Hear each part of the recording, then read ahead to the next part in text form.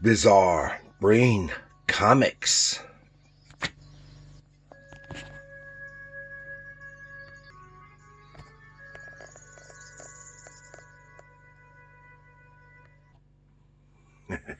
Hello, my comic book friends, and welcome to Bizarre Brain Comics. I am Gary, your host.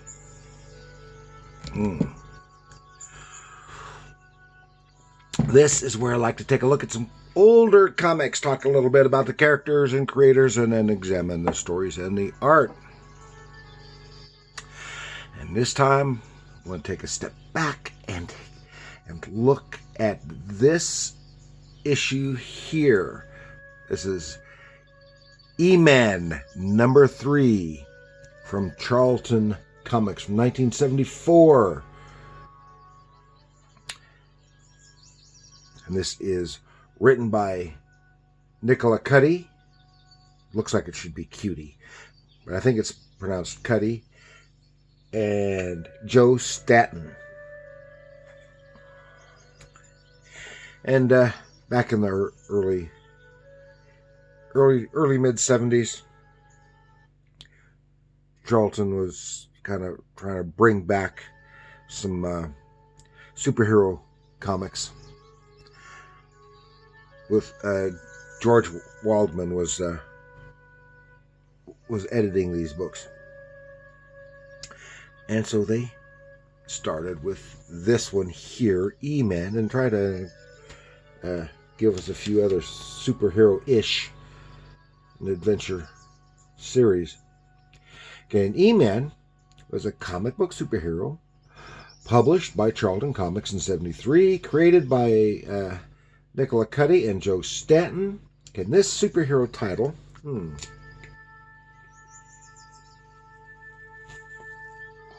was slightly humorous, kind of reminiscent of the humor in Plastic Man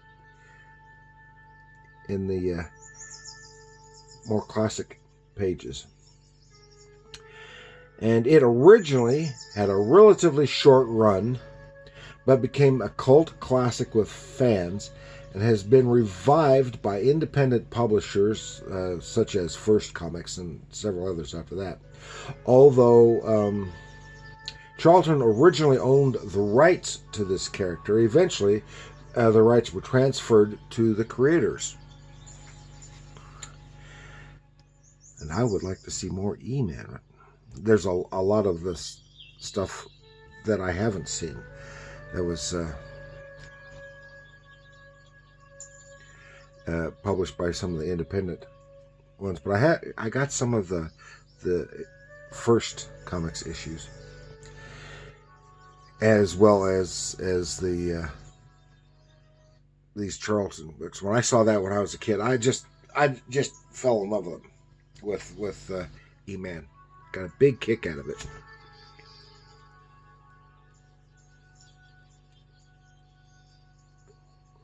And Nicola Cuti said part of the inspiration for him was the classic Plastic Man. But there was originally 10 issues from Charlton, 10 issues of E-Man. And then they featured backup stories. And the origin of this character is that he's a packet of sentient energy which was created when a star went nova. And eventually, over apparently millions of years, eventually it drifted to Earth and found that this packet of energy could take form, and took on a human form, a male human form, and took the identity Electron. Puns in these names. Electron, yeah, like electron. And he became friends with an exotic dancer. She was also a college student, or I guess an archaeology student in college, and working her way through college as an exotic dancer. And read exotic dancer as stripper, which is fine. I have known many strippers in my life, and they're just like everybody else. Mostly just trying to get by, and it's how they can make money to do it. And I knew a lot of them who were working their way through college, way back when I was a youngster. And her name was Nova Kane. That's not her real name. I've forgotten her actual name, but she just went by Nova Kane. Nova Kane. Like the pain-killing drug that dentists used, Novocaine. And she was a girlfriend, became a girlfriend, and partner. She was a partner in these adventures, sometimes unintentionally. And later, I don't remember how now, she acquired similar powers to E-Man. So then she was a superhero herself. And then featured backup characters such as Mike Mauser and the John Byrne co-created character Rog 2000, or ROG 2000, I guess it's supposed to be ROG 2000, that sentient robot, which I had featured here once before.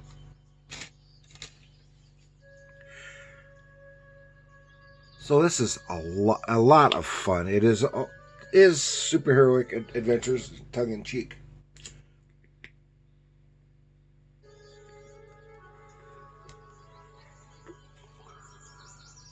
And one of the significant things about this particular issue is, of course, it's number 3, but it introduces the character of Mike Mauser, who becomes a recurring character in the E-Man stories, as well as a backup feature in the books. I'm not sure whether he was had his own backup feature in the Charlton books, but he was later in some of the others, and they were all, of course, by Nicola, Cuti, and Joe Staton. And of course, I talked about Joe Staton before in more detail when I did the Primus episode last year sometime. So just look for that. Primus. And of course, there's a small stable of creators in Charlton. So they all revolved around, most of these characters came out of the minds of this small stable of creators. And I really like the Joe Staton art here. This is like with his Primus, and it's a little looser, slightly exaggerated in a good way. I like his artwork here. I prefer this period of his art in this part of his career for that reason. Later on, when he was working for like DC and others, I didn't like his work quite as well because it had tightened up and kind of become a little stiff. Here it's looser, more flowing line, and a bit more open page layout, and a bit more innovative in that regards. But that's not to say I just dislike his work, his later work. He's a fine artist, and I do like his work. Just that this period is my preferred period. But as I recall, every time he went back to doing E-Man for the independent publishers, he went back to adopting this looser stylization. And that may have to do with the publishers.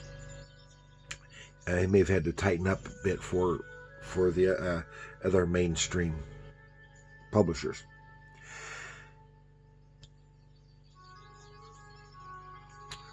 So let's go take a look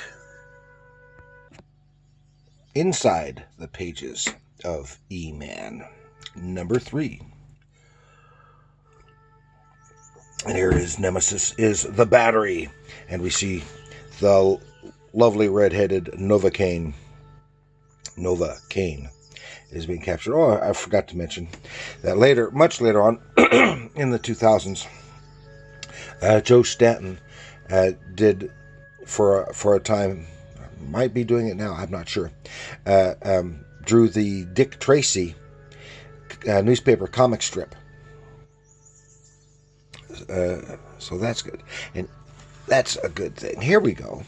The energy crisis at this time. This was in the 70s, and there was a big energy crisis going on at the time, involving embargoes from the oil producing countries in the Middle East and the like. There we go. The energy crisis, E-Man, and are in New York, and a lot of the usual lights. They're kind of exaggerating the energy crisis here.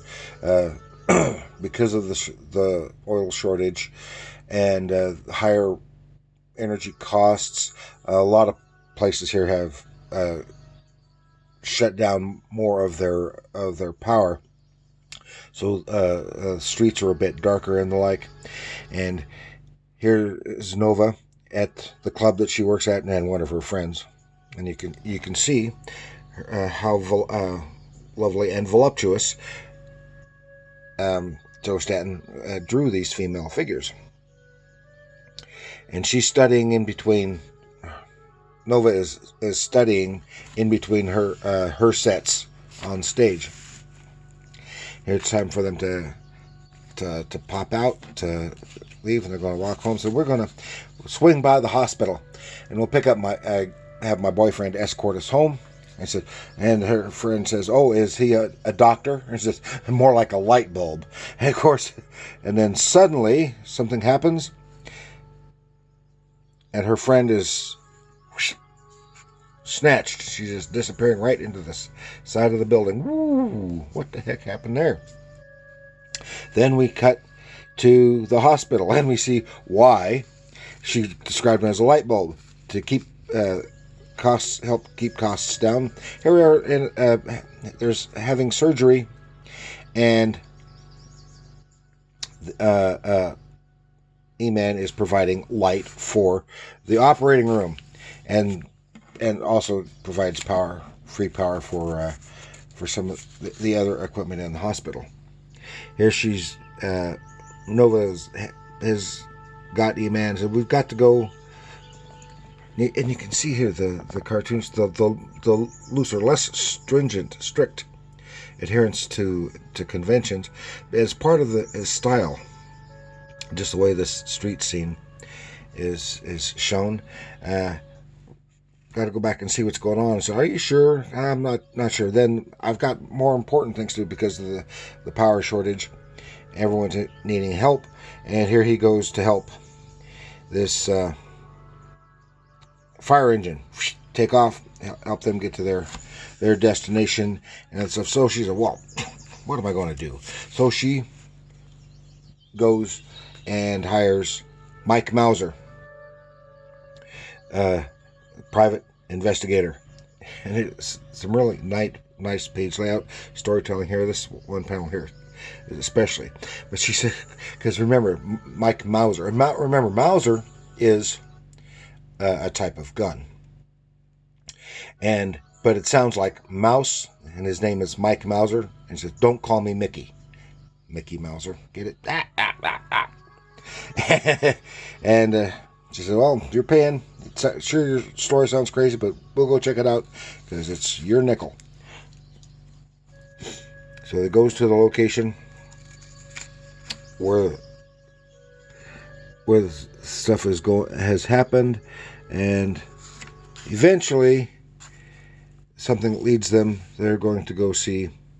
It was the building that she was sucked into. Basically, was owned by Bohr, and Bohr is a billionaire, the richest man in the world, and controls all kinds of stuff, including some of the energy resources. So they're going to go see Bohr about this, and zap, something happens. Mike Mauser gets out his Mauser, and at a telephone, there's a public phone Yes, we used to have those before cell phones. And tries to get a hold of the police to get a hold of E-Man, because he's working with some power generators at Con Ed. The call is transferred to him there, and that's when she goes, "Ah! I need you to get here quick or I'm dead." Well, yep, she would be dead.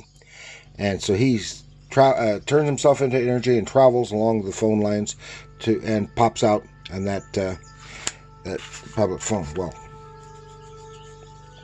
things are and everyone is gone. So he turns into his human form, this is part 2, goes to Boorsville. This is just a small town outside New York somewhere, fictitious town. And this is where the thing, of course, an electrical storm. So in his human guise, he goes into the takes a room at a boarding house, and even all his luggage and all that stuff is fake. It's part of his body. He's reabsorbed into, but he's got that. Sees that she had made this gives him a base and look around. So he takes off. He looks around, goes through the power lines, telephone lines, what have you. That's right, following this truck that is going to the Boer's mansion. And then he had popped out of a broken power line, and there suddenly is this figure here.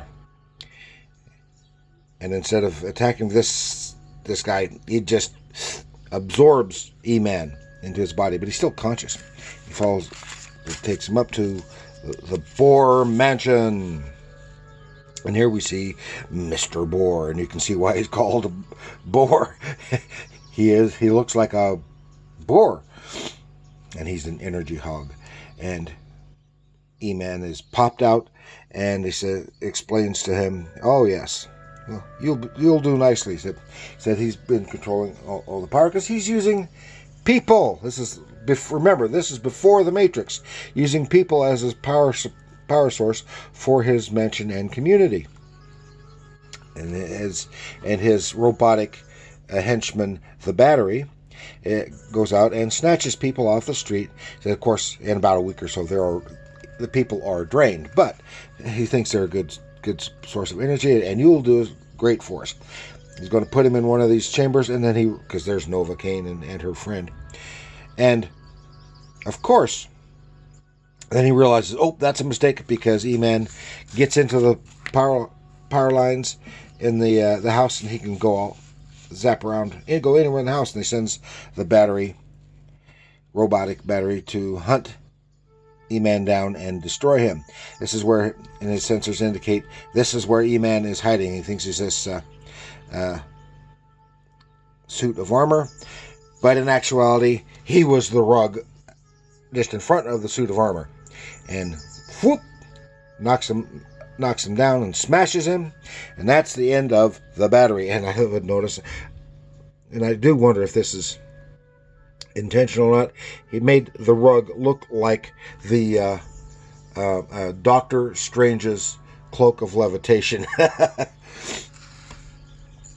And so everyone is freed, Board is put in jail, and everyone is fine. And here she is paying off Mike Mauser, and Mauser offers to hire E-Man Electron as to help him in his cases when he needs help, and she says, "No, I don't want that. You'd corrupt him, because he's not a very nice person, but he needs a job." So he thinks, so in the future we do see him working with Mike Mauser. And then the very last panel is basically says, "Be nice to the planet." Said, "Mother Earth has been pretty good to us, but now she needs our help. Save the Earth, clean up the environment, and conserve on power." Kind of a public service announcement from E-Man. And then we get to the letters page, and the letters page was called email. This is decades before email was actually a thing. And then had the backup story here. Is Travis in the Dragon Killer. This is, I don't remember if offhand if this character popped up again or not. This is an origin. I'm not going to get into that story. But this was, again, written by Nicola Cuti and drawn by Wayne Howard, who is better known for his work on the horror mystery titles. Very, very... what's his name? Wally Wood-esque in his art. I guess he had at one point had worked as an assistant with Wally Wood. So it's some very nice Wood-like art. And I like him. I like him. And that is what we've got this time for E-Man. Not to be confused with He-Man from Masters of the Universe. That's E-Man for Energy Man. And of course, he's got E = MC squared as the emblem across his chest. Because, of course, he's sentient energy, so he can become anything he wants. And you can kind of see here some the more lightheartedness and some of the humor that was reminiscent of Plastic Man. He was almost like a cross between Plastic Man and a Green Lantern as far as his powers were concerned.